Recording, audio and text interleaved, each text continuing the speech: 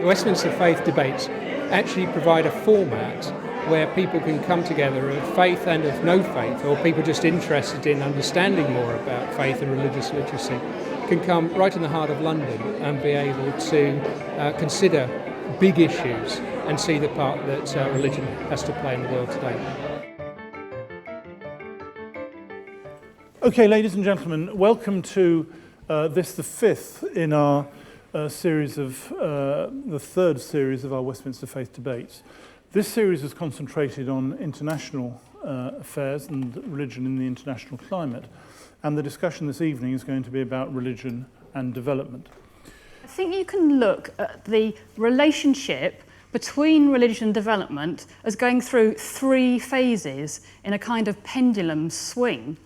So from the 19th century, religion, the churches, Western imperialism, development all go hand in hand, part of the whole mission enterprise and the whole idea of Western Christian civilization bringing benefits to the rest of the world.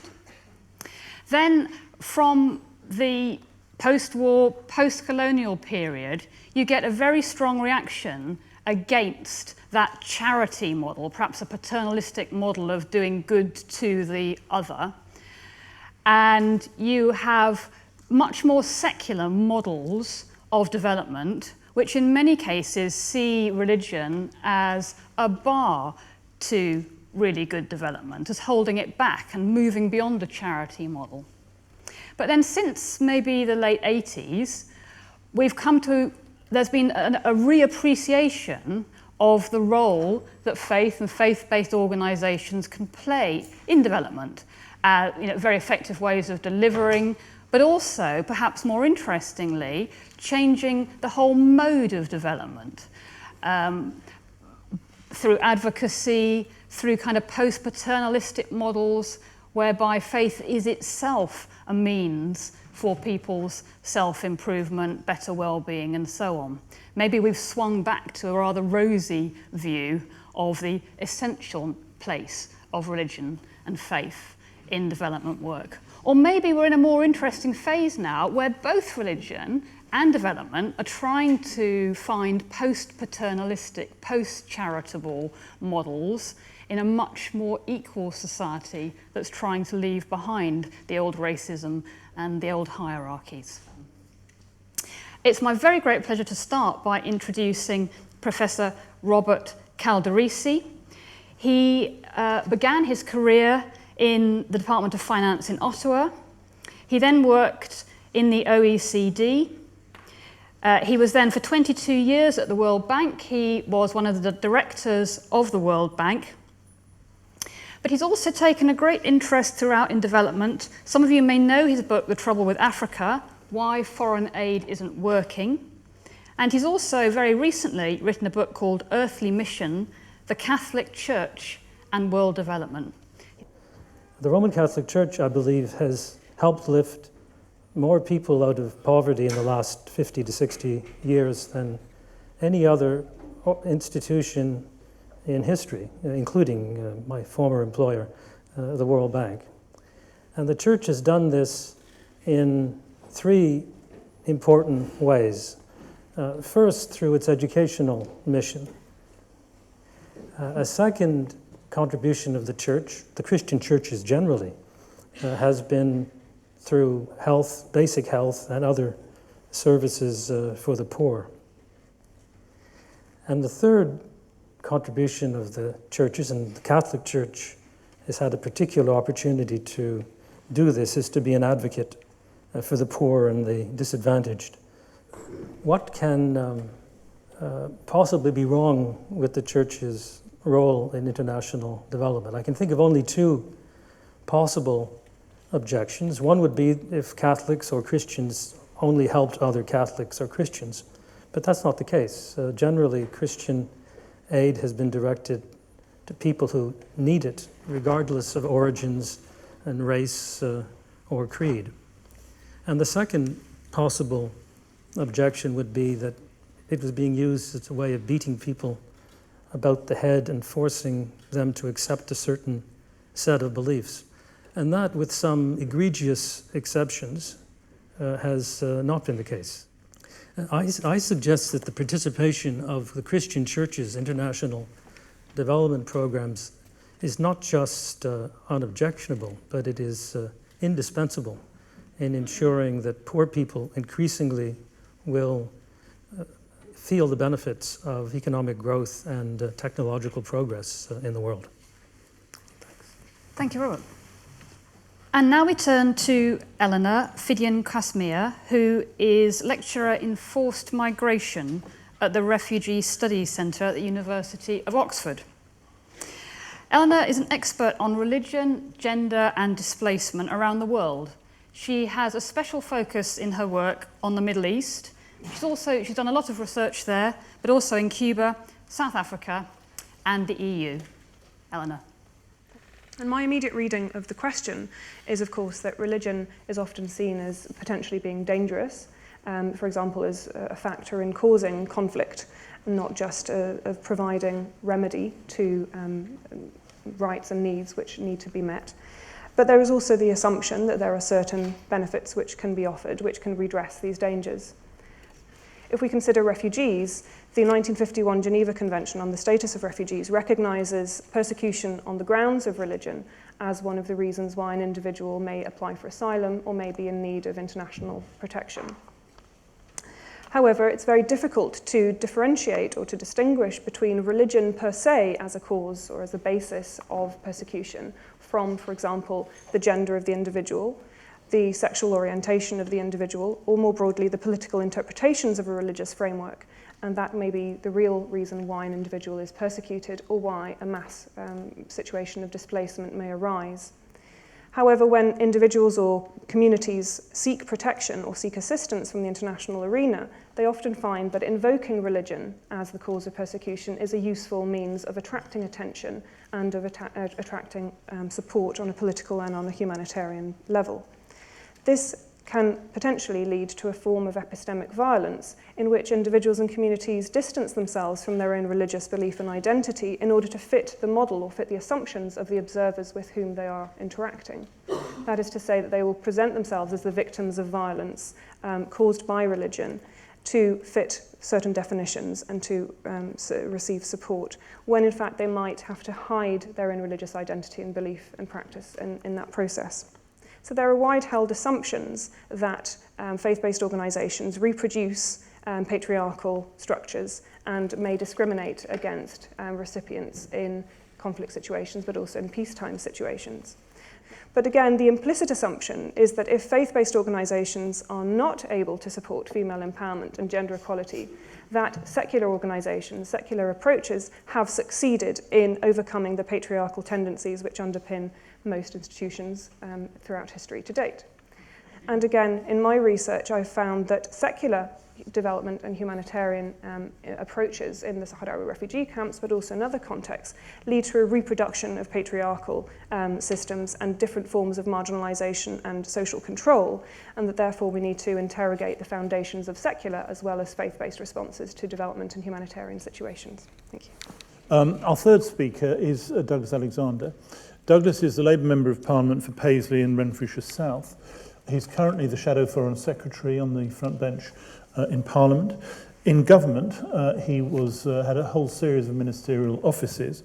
Between May 2001 and May 2010, he served as Secretary of State for International Development, so was directly engaged in the subject we're discussing. He recently, in November last year, published a book entitled Influencing Tomorrow, Future Challenges for British Foreign Policy. Douglas, we're very grateful to you for coming this evening. I'd really like to suggest this evening that there are three aspects of religious engagement with development that I think is particularly relevant. Firstly, the power of faith and how it affects the work of advocacy. Secondly, the power of faith and how it affects values. And thirdly, the power of faith and how it affects the delivery of development in many different countries. Why is that? Well, obviously, because the power of faith informs the values of literally billions of our fellow citizens in this global village. There is, I would argue, a global thread, a golden thread that runs through the world's great religions, that recognise our essential humanity, recognising that our differences matter, but our common humanity matters more, that recognises, if you like, the golden rule, that we seek to treat others as we would seek to be treated ourselves, and that upholds our human differences as being a source of celebration, but recognises that our common humanity matters more.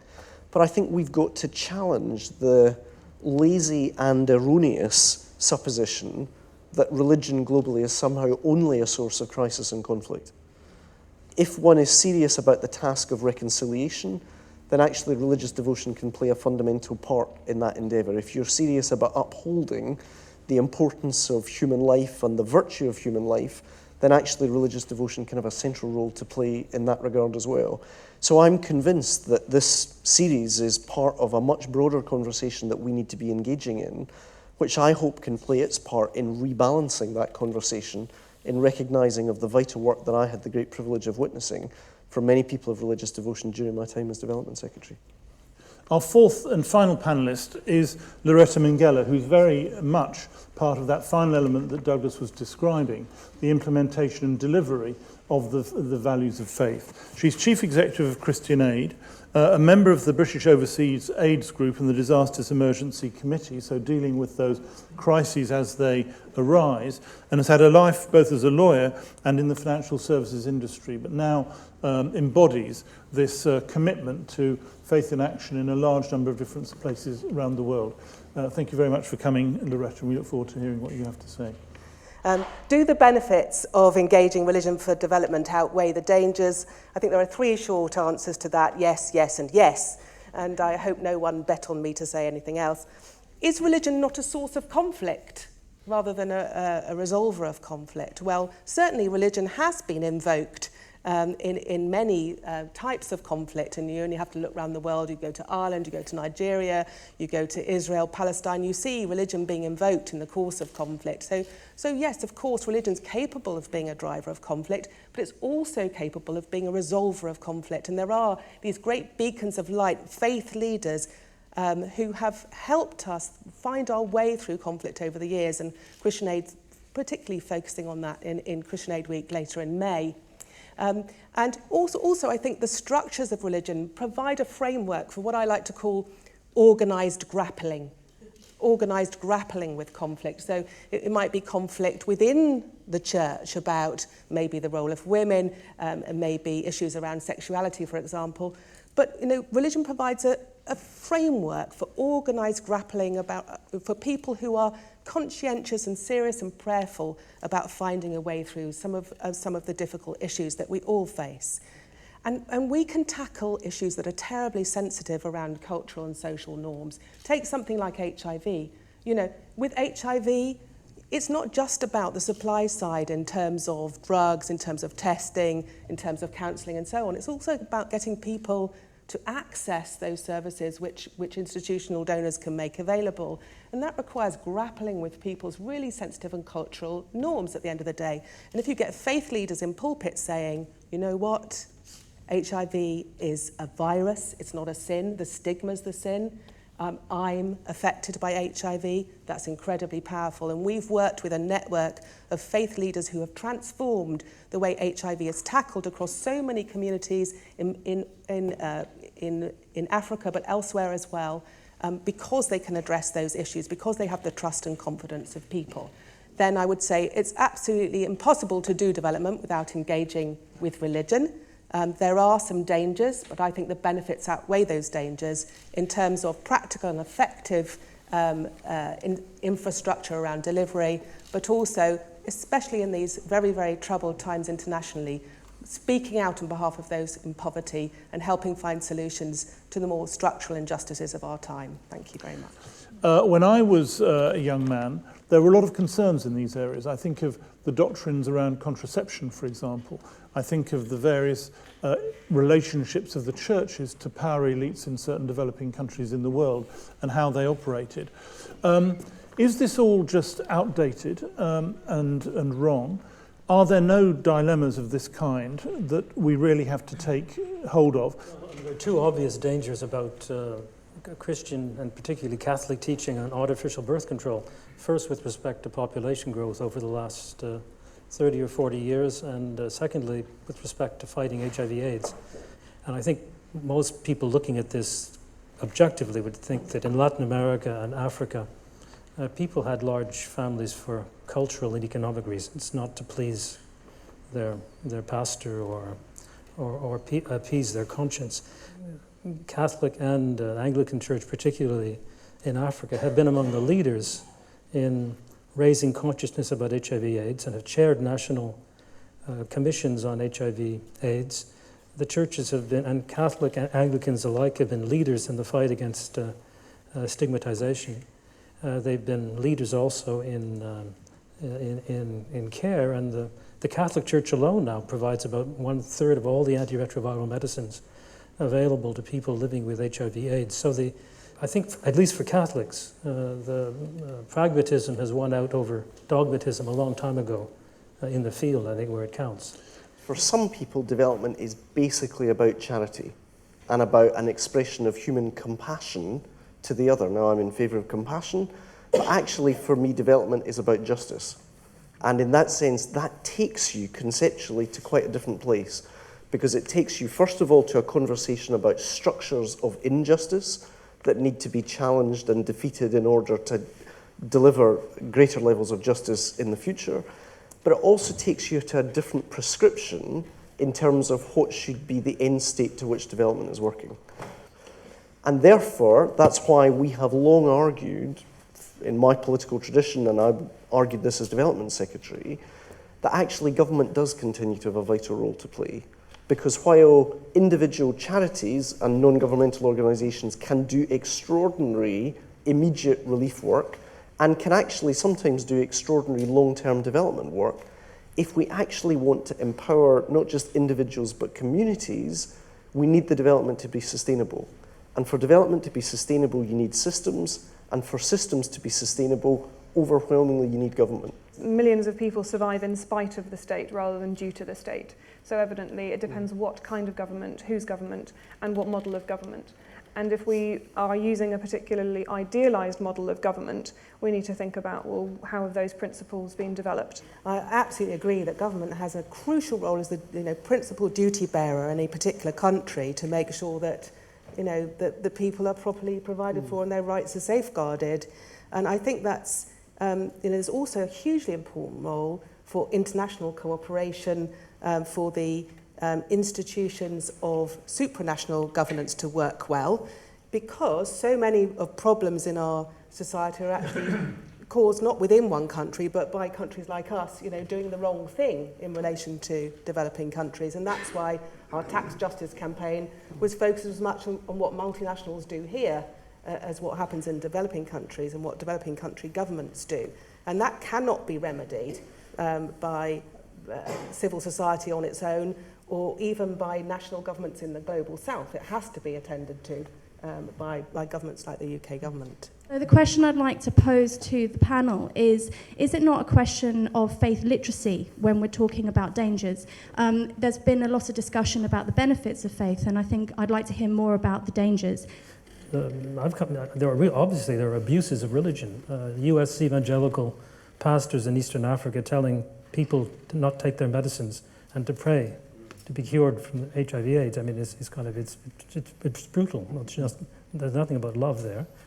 So I would absolutely herald or echo your call for greater faith literacy, and in so doing, to be particularly wary of frameworks which either idealise religion or demonise them a priori, and to recognise the potential tyranny of tolerance and the potential tyranny of accepting dialogue as enough, because it's a dialogue between unequals, it's a dialogue across different languages, not just in terms of mother tongues, but in terms of the theological, disciplinary, methodological, ideological frameworks and terms of reference that we use. Actually, what are we doing as those of us who are religious bent, as it were, to actually change the attitude in the Western countries towards our standard of living, which is unsustainable at the moment? And we're using the word development and change as if they were the same word and they had almost identical meanings. And many churches, and Christian Aid as well, have opposed GM technology. which many of us think offers a great deal of hope for feeding the hungry people of the world. Isn't it a case that churches and development organizations often adopt policies in response to the concerns of their supporters in the West? It is important to speak as well as we can with credibility and rootedness. And we therefore do take care to make sure that when we do speak out, we are rooted in the voices of people in poverty. And if you read one of our latest reports taken by storm, it's all about the experience of people in poverty across the countries that we work in because of climate change. It's not that we just have a bit of an environmental fad going on at Christian Aid, it's that we see the impact of climate change on the lives of the world's poorest people, and we speak because they cannot otherwise be heard. I mean, there was a former moderator of the Church of Scotland, George MacLeod, who said the real challenge for religion is to simultaneously comfort the afflicted and afflict the comfortable. Now, both clauses matter. What we've been talking about a lot tonight is comforting the afflicted, but equally there's a responsibility to afflict the comfortable. How do you address giving space for religious actors when the people who are actually on the ground, in many cases, are people who don't want conversation and dialogue? Particularly if we even think about, in this country at the moment, investigations into the Muslim Brotherhood. Muslim Brotherhood are one of the most effective deliverers of assistance and education where they're based in the world. How do we cope with that? So there's a lot of nuance there as well, and I just wonder if you could perhaps address some of those issues. I think that it's a matter of not wanting a dialogue on the particular terms of the debate as has been established by the mainstream hegemonic institutions. So perhaps there are different dialogues taking place and different languages in which those dialogues are occurring. I spent most of the 80s in Calcutta working in the busties there, and more often than not I now go to Pakistan. I'm very well aware of the remittances that get sent from folk here to Pakistan for schools, hospitals and so on. If you look at the flows of conventional aid from Europe to Africa and compare it with the remittance payments now flowing from people working in Europe and sending money back home, the remittance payments far exceed the conventional development payments. But what I want to know is what you think about what role can a non-religious NGO play, especially one that wants to be seen as secular and neutral. Can they play an effective role in addressing religious issues in a conflict, or even generally in development? In the developing world, or what's still called the developing world, there's no doubt at all about the importance of religion. A 2009 Gallup poll asked people in 114 countries whether they regarded religion as important, and the median result was 84%. I think there's a huge space for the positive benefits of religion and religious organisations to address the fragility of this moment that we're facing. We have to do that, as Douglas says, with humility, but we have to do it with courage as well, because at the moment our supranational systems are failing us. We need to see them strong again. But in that space where people are so vulnerable, where the planet is so vulnerable, where our economic models are so vulnerable, there has to be a voice and a space for dialogue around solutions that can really last and deliver for the world's poorest people. And I think that religion has a really important role to play in that. My personal reflection, I think, is education, education, education. That's what's really struck me in this debate. You started off with the Catholic Church's contribution to education. I think where religions have been most vital in social change has often been through their educational role. In Scotland, that would be certainly true.